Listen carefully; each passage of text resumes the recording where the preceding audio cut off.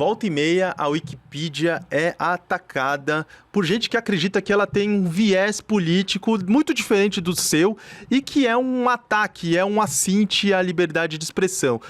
A pessoa mais vocal nesse tipo de crítica é o bilionário Elon Musk, que, inclusive, irritado com esse tipo de história, criou a própria enciclopédia dele. Por meio do Grok, ele criou a Grokpedia, que, como a gente já discutiu aqui em Deu Tilt, é ela mesma a enciclopédia repleta de viés.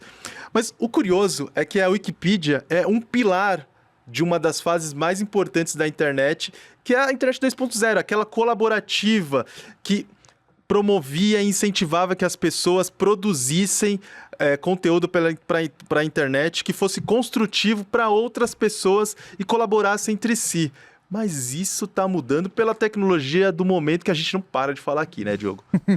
De fato, a inteligência artificial ela vem trazendo um impacto muito grande para a Wikipédia. Embora, olha que curioso, a Wikipédia tenha sido vital, fundamental para a própria inteligência artificial. Porque os primeiros modelos de inteligência artificial, esses modelos de linguagem, esses grandes chatbots, o principal banco de dados que era usado era a Wikipédia. Peraí, então você está dizendo... Explica para o pessoal como que a inteligência artificial está cuspindo no prato da Wikipedia em que ela comeu.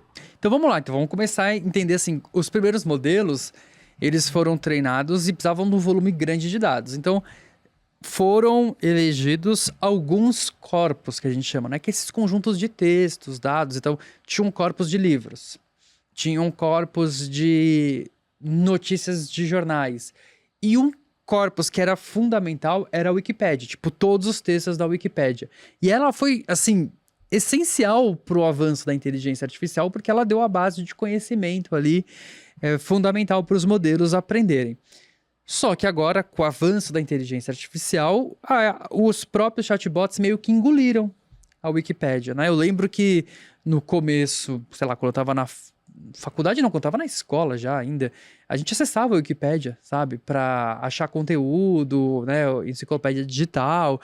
Então você usava conteúdo, e é até interessante que no meio educacional, se os professores de, sei lá, 20 anos atrás, 15 anos atrás, tinham pavor da Wikipédia, porque os alunos copiavam, agora os alunos estão usando o chatbot. Isso mostra e explica um pouco essa curva, porque a Wikipédia vem perdendo relevância, né? Então, ela vem sofrendo ataques organizados por algumas pessoas específicas, mas ela vem perdendo relevância do ponto de vista do uso dela. Então, as pessoas estão usando menos a Wikipédia, porque uma boa parte está indo já direto para os chatbots. E mesmo nos buscadores, antes no Google, quando você buscava alguma coisa, ele trazia ali na lateral, lembra? Informações específicas, aquilo ele retirava da Wikipédia, ele deixava até claro, né? Então as pessoas clicavam, acessavam, liam mais. Só que agora a própria IA está, vamos dizer, dominando a busca, né? Então a Wikipédia está ficando um elemento escondido. Isso traz um impacto muito grande para o seu processo, modelo de negócios, uma coisa que foi muito bonita para a humanidade, né? Que é um experimento muito legal, assim, de gestão de conhecimento, de produção de conhecimento colaborativo e de uma maneira organizada, assim. Tá. É um processo bastante Vamos aterrizar as coisas aqui. A Wikipedia foi crucial para treinar os chatbots. Confere. Com isso, eles ficaram inteligentes, eles aprenderam o mundo como ele é pelos olhos da Wikipedia, entre outros arquivos relevantes sobre o conhecimento da humanidade.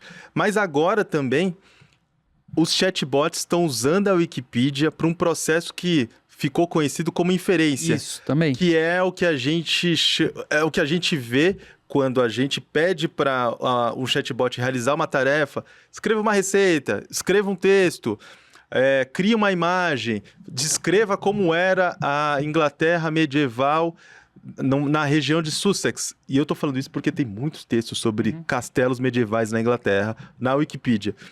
E hoje em dia, o chatbot está substituindo esse passo que as pessoas dariam, ou seja, ir até a Wikipedia com a inferência. Ele mesmo vai, busca, processa, mastiga e entrega pronto para o usuário. Exato. E isso tem tido algumas repercussões para a Wikipedia. Não é só ruim porque as pessoas deixam de ir para lá, mas é também ruim do ponto de vista financeiro, porque a Wikipedia ela não é uma organização com fins lucrativos, diferentemente das empresas que fornecem os chatbots, que são empresas capitalistas, que estão a fim de ter lucro e não tem nada de mal nisso. Para entender um pouquinho como que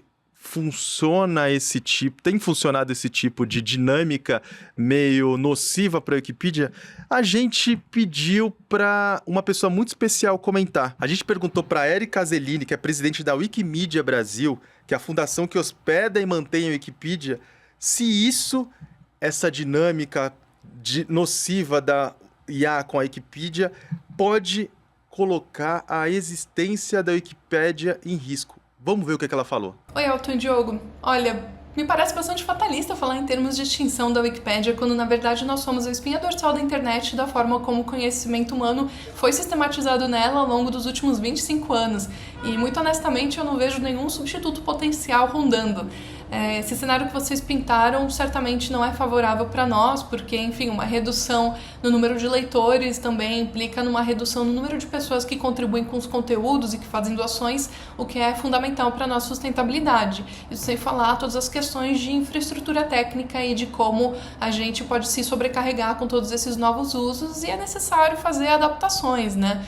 O que a gente tem alertado é justamente para usos mais responsáveis da nossa infraestrutura por parte das empresas que querem usar o conhecimento curado que a gente oferece.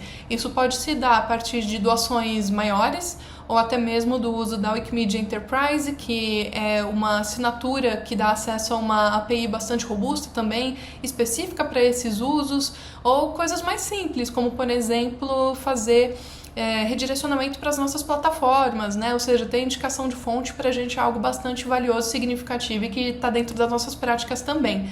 O que eu quero ressaltar, na verdade, é que não existe inteligência artificial generativa sem a Wikimedia, e nós não somos um projeto finito.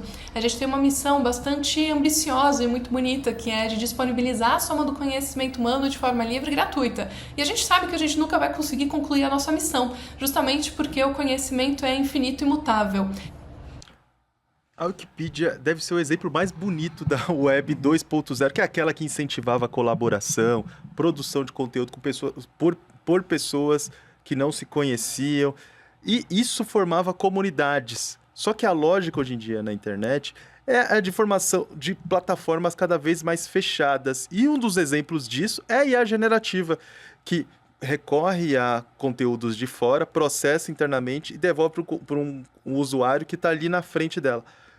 Outra coisa que a gente perguntou para a Érica é se esses dois mundos podem conviver entre eles. Será que a Web 2.0 pode conviver com a Web agêntica?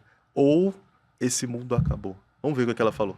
Acho que para além de uma relação de coexistência, a gente está falando de uma relação de dependência. A web agêntica é fruto de práticas colaborativas que são o nosso ethos na Wikimedia. E o conhecimento, por ser infinito e imutável, sempre vai requerer uma curadoria humana e preferencialmente colaborativa, numa dinâmica de validação por pares que seja de qualidade. Há alguns anos, quando houve o boom, né, da verticalização de conteúdos, ascensão de vídeos curtos, por exemplo, a gente também ouviu que a nossa relevância estava com os dias contados, mas isso não se concretizou em medida porque a nossa proposta é outra, né? Da mesma forma, enquanto a web agêntica se desenvolve, a gente vai estar lá também, né, na nossa lógica de funcionamento baseada em curadoria humana para ser usada por indivíduos, por grupos, por empresas, por quem quiser. Agora, o que nos preocupa é como manter as nossas comunidades de editores ativas e como trazer novas gerações para participar desse espaço também.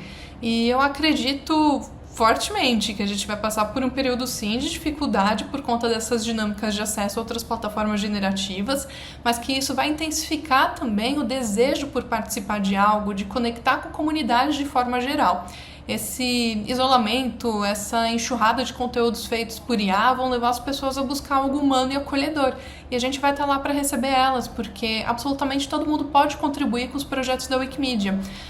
Pega muito a ideia de contribuir com assuntos do seu interesse pessoal, de encontrar outras pessoas que gostam dos mesmos assuntos, ou até mesmo que partilham da visão de importância que esses projetos têm e de como é legal fazer parte disso. Acho que o que a Érica toca, eu fico até emocionado, assim, porque eu vi esse nascimento da Wikipédia. Vejo lágrimas nos seus olhos. Não, eu fico... E é um experimento muito legal, assim, que deu super certo da humanidade, né, como um todo, e era o que a gente sempre planejou e esperou pro avanço da internet, da web, e depois isso foi totalmente sequestrado pelas grandes plataformas. Eu acho que a Wikipédia, mais do que ser ela falou, né, dessa espinha dorsal da internet, ela é espinha dorsal hoje, né, do próprio conhecimento humano. Ela tem uma representação muito importante.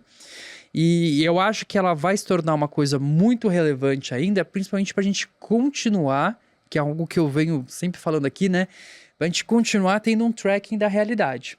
Porque hoje, com essa questão de produção de conteúdos de forma maciça, por meio da inteligência artificial, você pode sobrescrever fatos, você pode recontar acontecimentos. A gente tem uma dificuldade, às vezes, para como que a gente vai garantir que um fato é realmente aquilo, né? Então, a gente já discutiu aqui de deepfakes, mas quando a gente fala de fatos relevantes, eu tenho 3 fontes diferentes, qual que é a real? Talvez a gente vá recorrer, de fato, à enciclopédia, à Wikipédia, né? Então, eu acho que manter essa Wikipédia organizada é importante até para a gente cultivar e manter a sanidade do conhecimento humano. Então, é fundamental que a gente valorize cada vez mais a Wikipédia. A Wikipedia tem um fato curioso. Você falou Wikipedia ou Wikipédia? Wikipedia para atender todos os públicos. Por isso que eu falei nesse programa das 2 formas. Mas a Wikipedia tem um fato curioso que são as guerras de edição. Uhum. E como é que funciona isso? Uma galera se junta para transformar um texto, um tópico, no mais robusto possível. Só que tem a guerra da contraedição. Pessoas que são alvo daquele texto não gostam das informações que são colocadas ali e contratam editores para mudar o texto dali. E aí a gente já viu histórias saborosíssimas de parlamentares, ministros, cujo acesso para editar o texto é flagrado pela Wikipedia, porque se você entrar nos bastidores de edição da Wikipedia, você vai ver lá os IPs, porque é uma plataforma tão aberta que ela indica quem fez a edição e onde foi feita essa edição.